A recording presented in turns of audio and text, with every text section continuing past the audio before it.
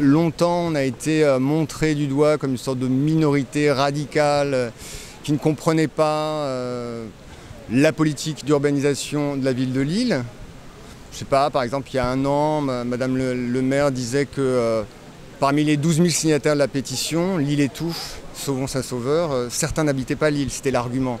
Il y a aussi l'élu à l'urbanisme qui, effectivement, constatant qu'il y avait eu quand même 600 contributions à l'enquête publique, parlait encore de minorité.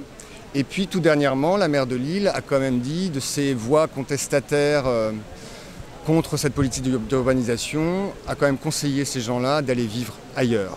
Donc aujourd'hui, on a le sentiment d'avoir été entendu devant le tribunal administratif et on pense que ce n'est pas à nous de déménager.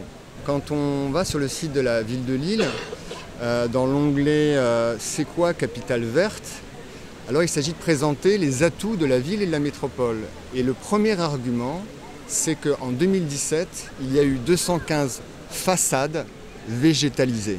Voilà où on en est à Lille. On parle de végétalisation, du béton, des dalles, et non pas l'inverse. C'est-à-dire que par exemple, quand on va au bois de Boulogne, on voit des arbres et on se dit tiens, là il y a un petit caillou. C'est à l'inverse qu'on... C'est le moment de reposer effectivement les questions primordiales qui sont quelle ville on veut, etc. quoi.